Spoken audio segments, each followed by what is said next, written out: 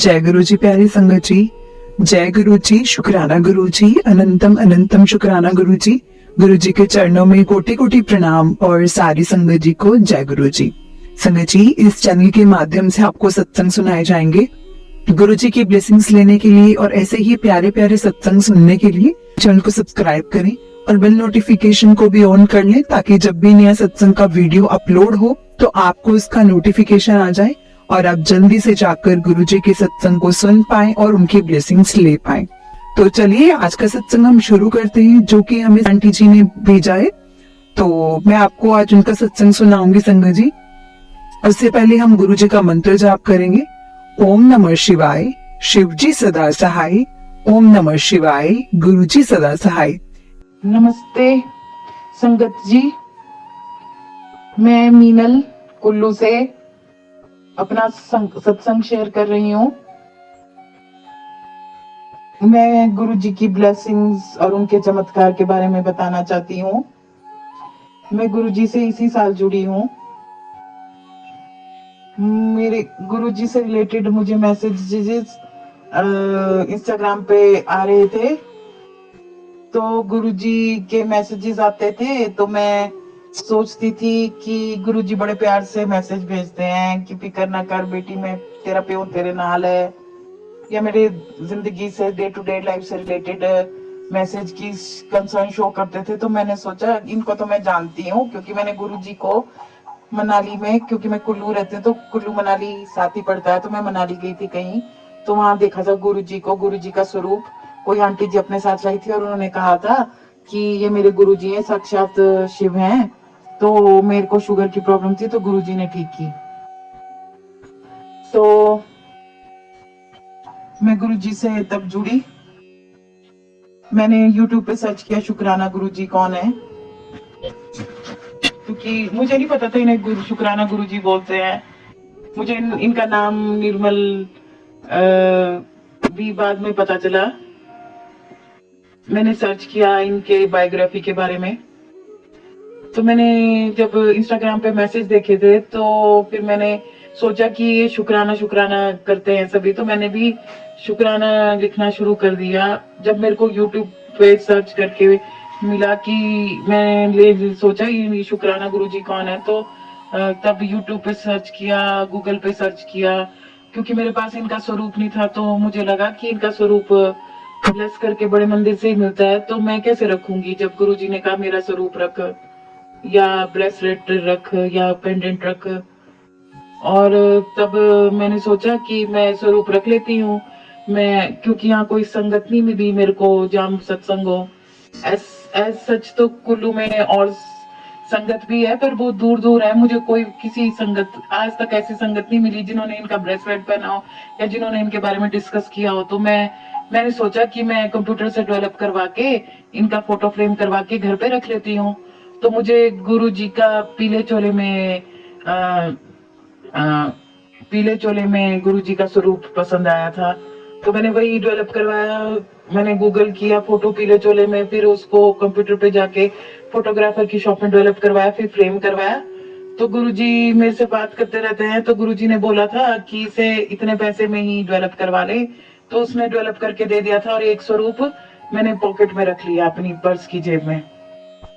तो गुरुजी के आने के बाद गुरुजी के मैं सत्संग सुनने लगी। वैसे तो मैं इग्नोर कर देती हूँ कई बार, जबकि इग्नोर नहीं करना चाहिए। इनके सारे सत्संग पूरे सुनने चाहिए, क्योंकि उनसे हमें ब्लेसिंग मिलती है। उसमें कुछ ना कुछ हिंट छुपा होता है कि हमारी घर में कोई चीजें ऐसी पड़ी होती हैं जो नेगेटिविटी देती हैं, तो वो उठानी होती है, बाहर फेंकनी होती है, या हमें कोई उपाय बताया होता है कि हमें पूजा कैसे करनी है, जल प्रसाद कैसे ग्रहण करना है, तो उसमें हिंट छुपे होते हैं। तो उसी से हमारा कल्याण होता है और हमारा ब्लैक मैजिक दूर होता है। कई बार दुनिया जल के या कोई किसी को आगे बढ़ते देख खुश नहीं होती है, कई बार रिश्तेदारी ब्लैक मैजिक कर देते हैं। तो गुरुजी बताते रहते हैं कि बेटा तुझ पे ब्लैक मैजिक है या तेरे परिवार पे ब्लैक मैजिक है, तो इसलिए सत्संग सुनने चाहिए, उससे हमारा ब्लैक मैजिक दूर होता है।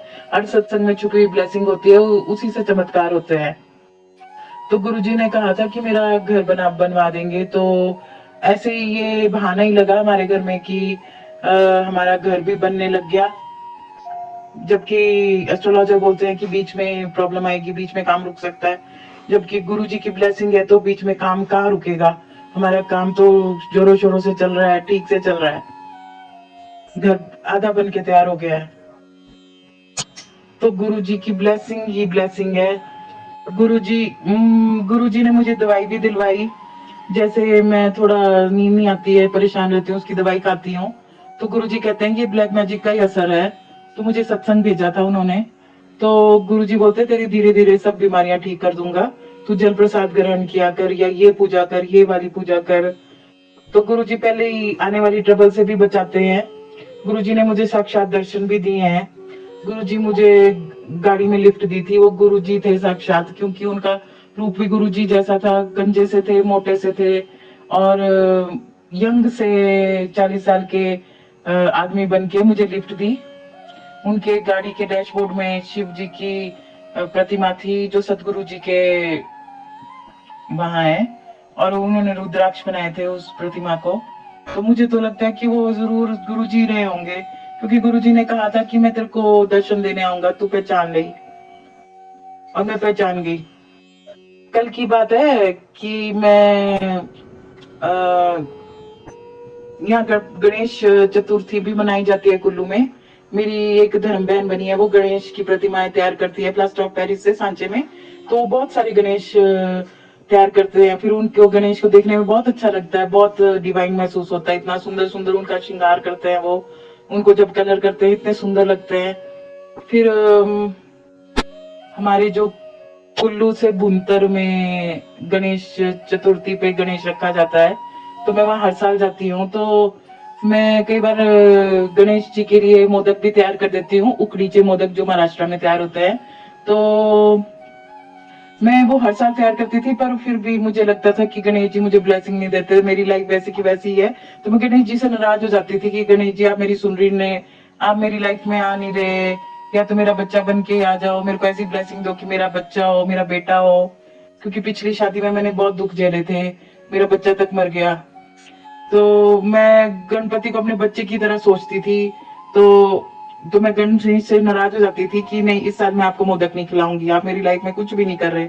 तो कल ऐसा हुआ कि परसों की बात है कि हमारे घर में गुरु जी ने साक्षात दर्शन दिए। हमारे गुरु जी हमारी नेगेटिविटी खत्म कर रहे हैं और डिवाइन पावर्स घर में भर रहे हैं। देवियों का, देवताओं का आशीर्वाद भी हमें मिलना शुरू हो गया है। पहले ऐसा था कि उनका कोप रहता था, वो भी मानते नहीं थे, पर अब धीरे धीरे वो भी नरम पड़ रहे हैं। क्योंकि मेरी मम्मी काली माता की भक्त थी, तो मम्मी ने काली माता को पूजना छोड़ दिया था, तो काली माता भी रुष्ट रहती थी, जिसकी वजह से हमें ट्रबल्स आती थी। तो काली माता भी अब प्रसन्न रहती है, और उसकी वजह से हमारे घर में ब्रह्म कमल खिला। वो ब्रह्म कमल एक कैक्टस ही प्रजाति का प्लांट होता है, जिसमें पत्ते से ही फूल खिलता है, और उसमें बहुत खुशबू होती है, और एकदम बहुत सुंदर होता है। सफेद रंग का खिला ब्रह्म कमल पहले एक खिल गया था, पर वो झाड़ियों में छुप गया था, तो पता नहीं चला। तो दूसरा ब्रह्म कमल जब खिला तो वो बहुत सुंदर खिला। बहुत हमने उसकी पूजा भी की।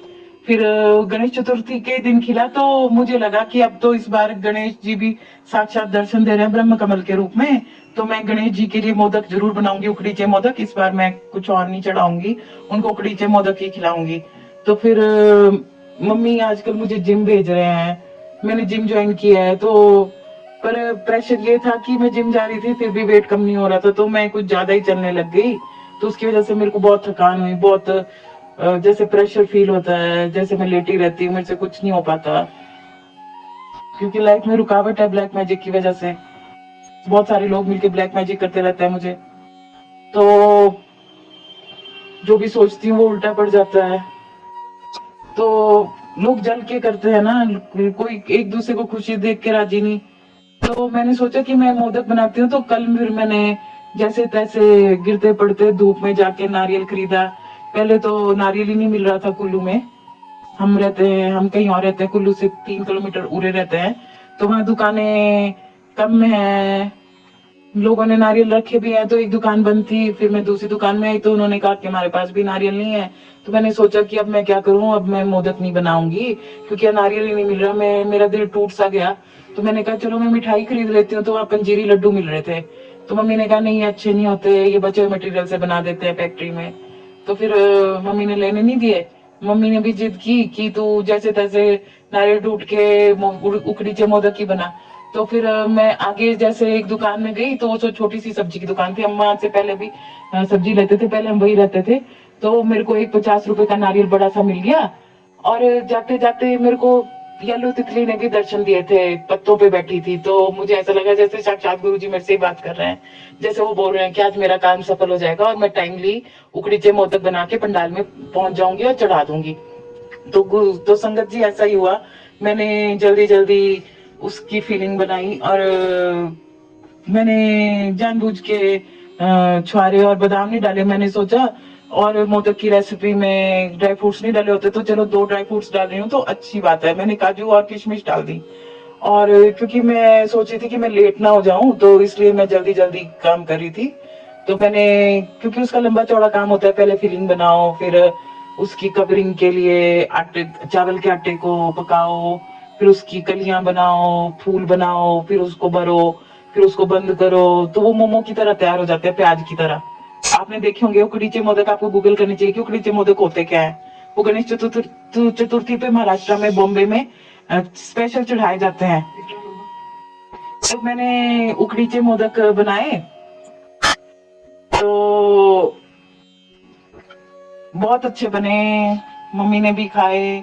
वहां जब मैं टाइमली पंडाल में पहुंच गई, तो उन्होंने भी तारीफ की कि काफी अच्छे बने, टेस्टी बने हैं। तो अच्छे से मेरी गणेश चतुर्थी भी निभ गई। मैंने वहां मन्नत मांगी, गणेश जी को साष्टांग प्रणाम किया, चढ़ावा चढ़ाया, उखड़ीचे मोदक चढ़ाए। मैंने उखड़ीचे मोदक भी 7 चढ़ाए, गुरु जी का नंबर।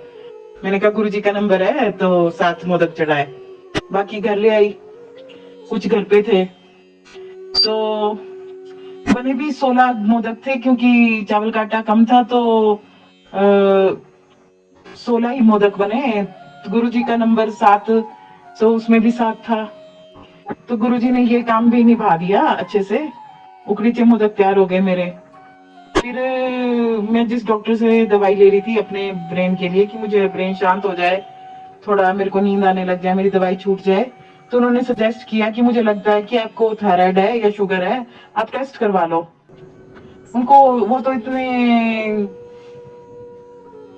विश्वास से बोल रहे थे कि जैसे मुझे थायराइड है ही। पर जैसे गुरुजी सत्संग भेजते रहते हैं कि आने वाली बीमारी से तुझे बचाऊंगा, कैंसर के भी सत्संग भेजते हैं। तो गुरुजी मुझे जैसे मेरे को बोल रहे थे कि देख ले बेटा, करके दिखा ले, करके देख ले, शायद तुझे थायराइड है। क्योंकि एक बार थायराइड का, 1-2 बार थायराइड का भी सत्संग आया कि मेरे को थायराइड लगा कि मुझे शायद थायराइड हो सकता है, तभी मेरा इतना वजन बढ़ा है। क्योंकि मेरा वजन है 78, मैं काफी हेल्दी हूँ, मेरी 5 फुट 5 इंच हाइट है। तो जिस तरह से वो बोल रहे थे कि थकान हो रही है, बाल हेयर फॉल हो रहा है, तो थायराइड हो सकता है। तो मैंने चेक करवाया, तो मैं करीब 9 बजने को 42 मिनट थे, तो मैं उठ गई, मैं तैयार हुई, सुबह उठ गई मैं आज के दिन 9 सितंबर को। तो मैं लैब पहुंच गई, केमिस्ट की शॉप में अंदर को लैब थी। तो उन्होंने 350 रुपए लिए और उन्होंने मेरा ब्लड ले लिया। तो गुरुजी बोल रहे थे कोई बात नहीं, तू ब्लड दे दे, मैं तेरे को दर्द नहीं होने दूंगा, क्योंकि मैं दर्द से थोड़ा सा डर रही थी। ऐसे तो मैं 9 बार ब्लड भी दे चुकी हूँ, उसमें तो मोटी सुई घुसाते हैं, फिर भी थोड़ा तो होता ही है कि दर्द होगी, दर्द होगी। तो दर्द नहीं हुई संगत जी, बिल्कुल भी दर्द नहीं हुई, गुरुजी ने दर्द नहीं होने दी, और मेरी रिपोर्ट्स भी नॉर्मली आई। तो टेस्ट करवाना तो जरूरी होता है, आपको अपना पूरा प्रोफाइल करवाओ। उन्होंने तो कहा था पूरा प्रोफाइल करवाओ, क्योंकि मैंने उनको भी डिटेल में अपनी रिपोर्ट्स नहीं दिखाई है कि मुझे क्या प्रॉब्लम है। तो मेरी रिपोर्ट्स तो नॉर्मल आई, और आई थिंक मुझे शुगर भी नहीं है। तो ऐसे ही डर रहे थे वो। मेरी मम्मी ने कंफर्म कर दिया कि नहीं, हम हेल्दी खाते हैं, हमें ना शुगर होगी ना थायराइड, बस एक छोटी सी आधी गोली खाती हूँ मैं, बस वही एक प्रॉब्लम है। तो गुरुजी बोलते हैं कि ये ब्लैक मैजिक की वजह से है। तो मैं ये कहना चाहती हूँ संगत जी कि गुरु जी पे विश्वास करो।